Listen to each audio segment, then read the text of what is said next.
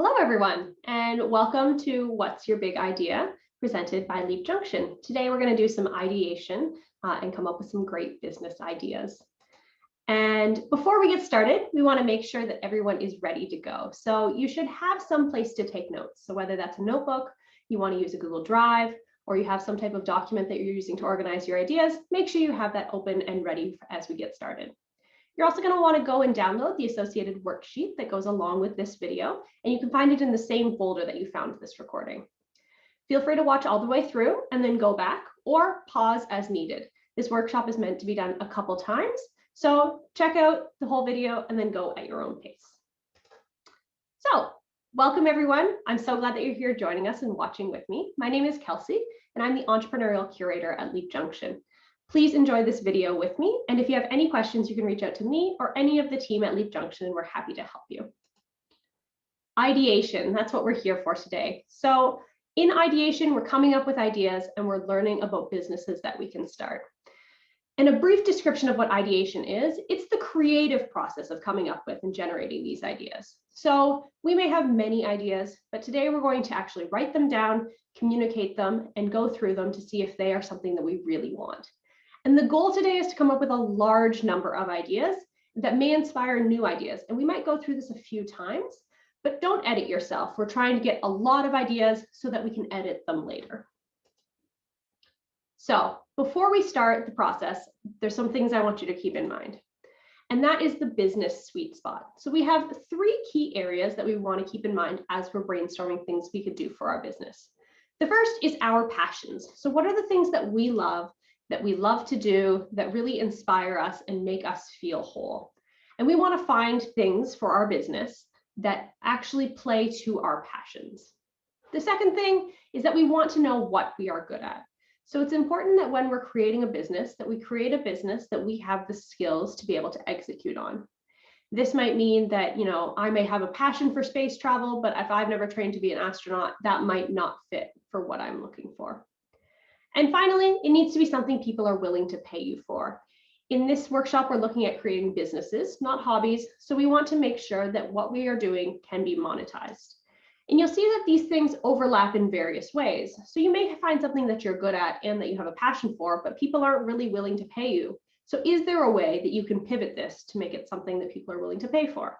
Likewise, you might be good at something and people are willing to pay for it, but you absolutely hate doing it. This is where I would say, learn to say no and come up with something that you could have a bit more passion for and be happier in your work.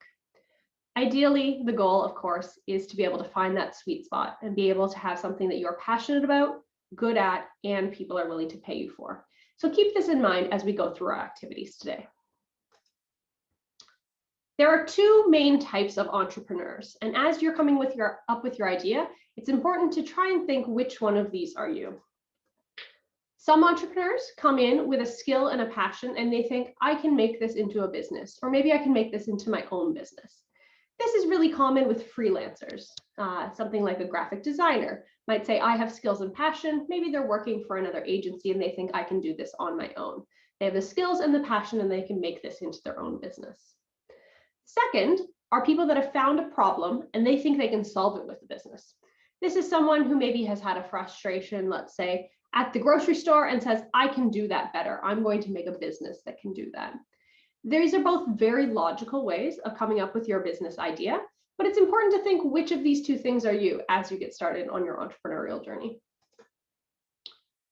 You should understand, as we're getting started, the difference between the two types of thinking as well. And those are divergent and convergent thinking. Now, these are both important for success in this ideation workshop and as an entrepreneur. So we're going to go over what the differences between these two types of thinking are. Divergent thinking is what we would call brainstorming. This is where we ask what-if questions, have free-flowing ideas, and we ask these big questions with lots of answers. Questions like, how can we make people happier? Or what would make our school better? This would be where we might sit down and we'd come up with hundreds and hundreds of ideas, and we would let our brains really flow and open up to all the possibilities. Conversely, convergent thinking is where we're trying to find the best solution. This is usually where we're choosing between two things. This may be where your friend says, do you want pizza or burgers for dinner? Convergent thinking would help you make a choice between those two things.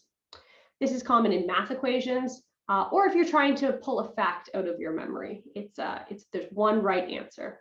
So divergent thinking, two right answers, or one right, sorry about that. Divergent thinking, there's many right answers. Convergent thinking, we're trying to come up with the best possible solution.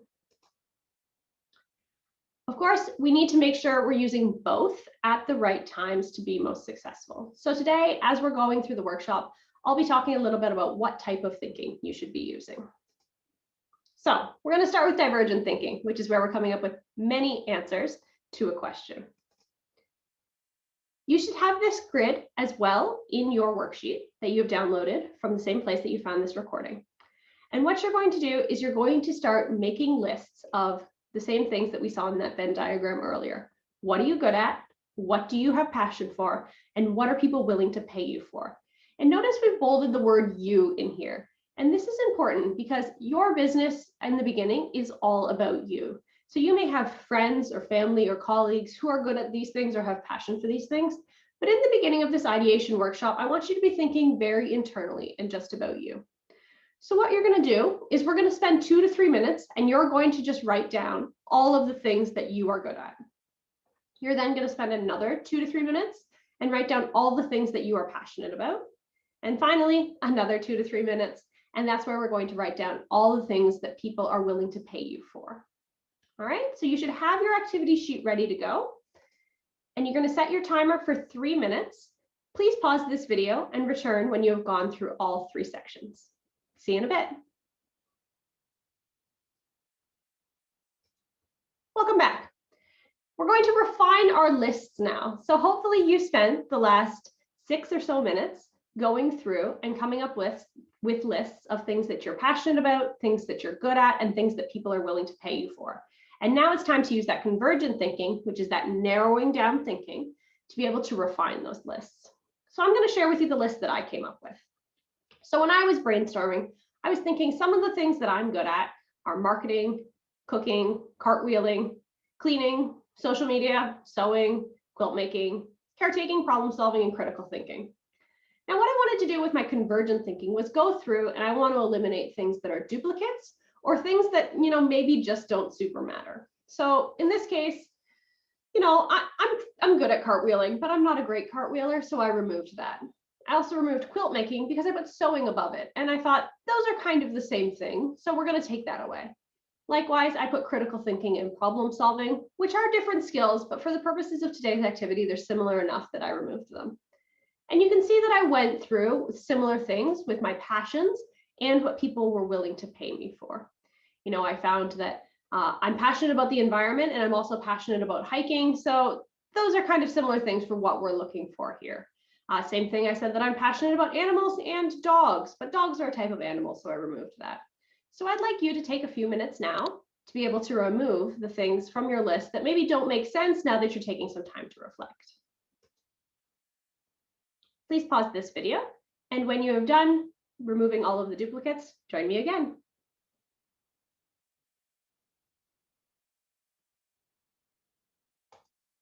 Welcome back. So you can see that we've refined our lists here of what we're good at, what we're passionate for, and what people are willing to pay us for. And now we're going to go through and we're going to color code them. So you can do this with symbols. If you have highlighters, you can use that. Or if you're on the computer, you can just shade your boxes in whatever colors make sense to you. So we want to go through and find things that appear in all 3 columns. And so things that I'm good at, I said that I was good at marketing and social media. I also said that I have a passion for brands and that people would be willing to pay me to manage their social media. So I highlighted all of those in yellow, and you can see that across all 3 columns, we have a yellow highlight. Likewise, I said that I was good at sewing, and I have a passion for unique styles in the environment, and people would be willing to pay me to make clothes. So maybe that would be something that would come across, and I highlighted all of those in purple. I want you to take the time to do the same thing. So look at the list that you have and see if you can find things that make sense across at least 2 or maybe all 3 columns. Please take 3 minutes to do this. Pause this video and come back when you finished your highlighting.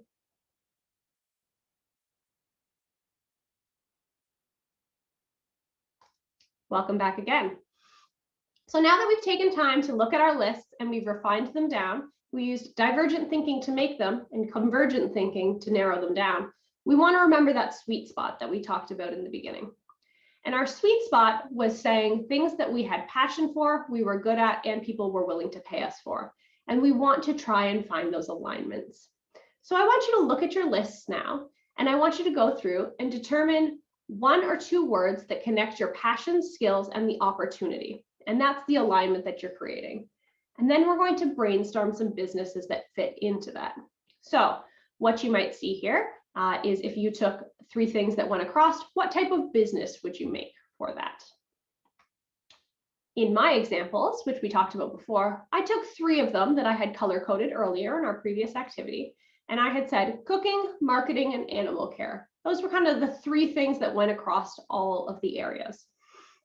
Underneath, I brainstormed some businesses that went into those skills. So for cooking, of course, I could open a restaurant, I could become a personal chef, I could start a food charity, I could write a cookbook, I could start a catering company, I could start a food school. There's many, many businesses that fit into cooking.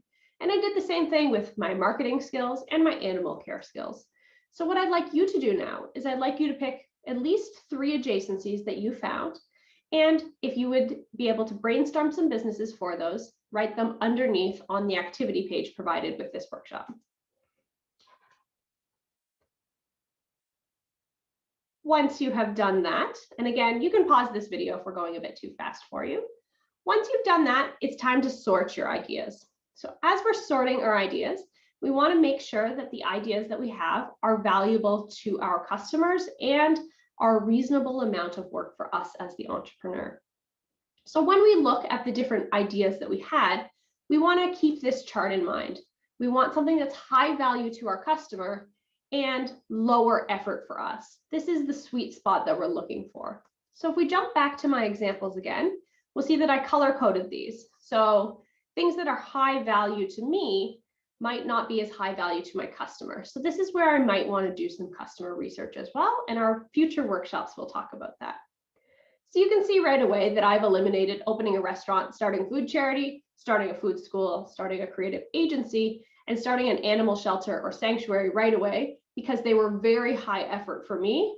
And there's a lot of competition in those areas. So it's low value for my customer.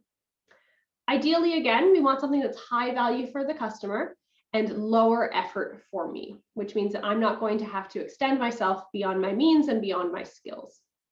So you can see that I highlighted a few things here that would be in green, and these are the ideas that I want to work with going forward. Your ideas, hopefully, are going to be a little bit different. But again, as you're looking through your ideas, you want to make sure that you're looking for things that are going to be high value for your customer and lower effort for you. And by effort, we mean things that you can execute on now within your financial means and your current skill set. So once you've identified that, now we need to know what is the problem you're solving. And this is incredibly important because the problems that you're solving are going to be your business.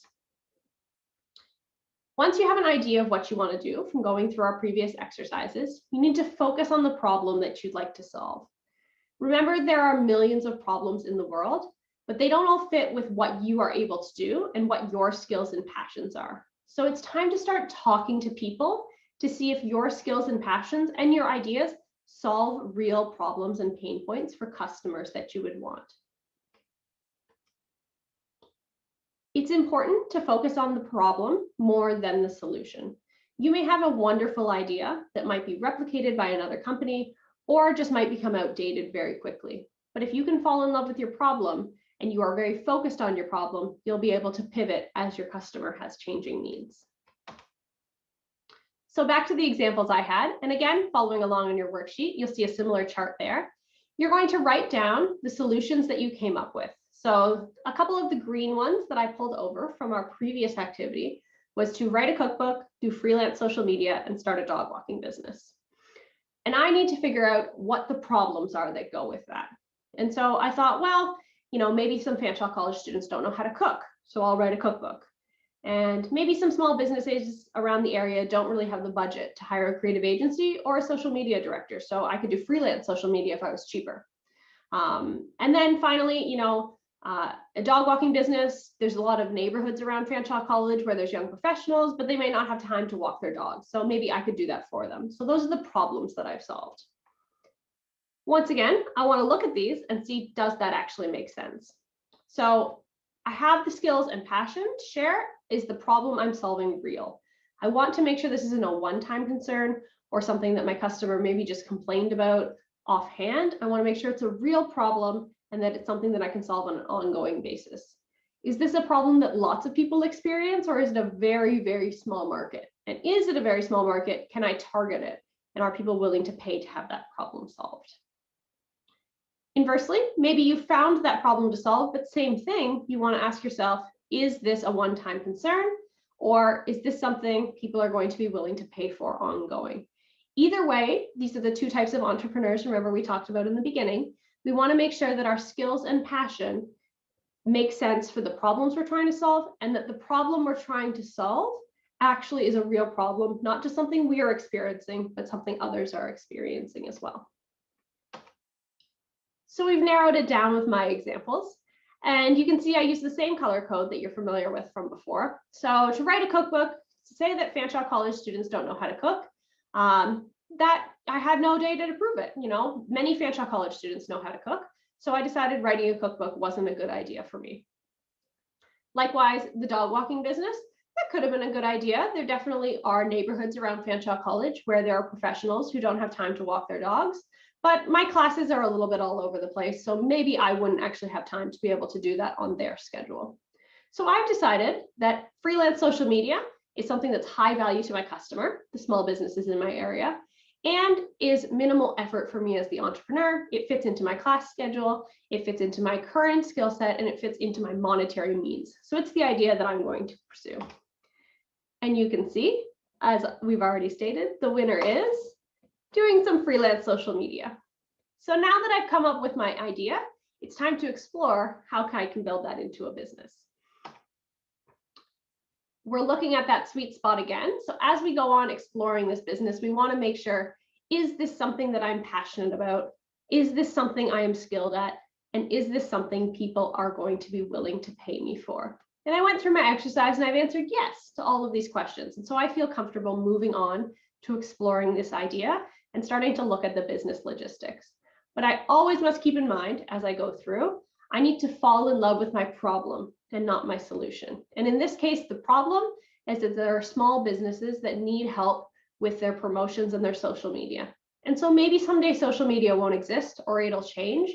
If I am in love with the problem of helping these small businesses, my business of supporting them will also change. And that's why we've had that sweet spot. So what's next? You may want to go through this workshop again. If you didn't come to one solid good idea, that's a great time for you to restart this video and go through it again, or you can just work through the worksheets if you don't want to watch the video again. Make sure that you go through this divergent and convergent thinking multiple times. Coming up with a business is not generally something that just comes to you in the shower. It takes a lot of reflection and a lot of thinking, and we hope that this workshop will help you. Once you are solid on your idea, or at least somewhat solid on your idea, and you want to explore what a business would look like if you were to explore that idea, check out our next workshop. The Leap into Business workshop will show you some of the logistics of starting a small business. And if you have any questions at all, please reach out to either me, again, my name is Kelsey, or any of the team members at Leap Junction, and we are happy to help you. If you have any questions whatsoever, you can get in touch with us at leapjunction.ca, or check us out on any of the social medias we have, at Facebook, at Instagram, or on Twitter, all at Leap Junction. Thank you so much for joining us. And until next time, thank you. And we hope you explore your business's ideas with us at Leap Junction. Thanks again.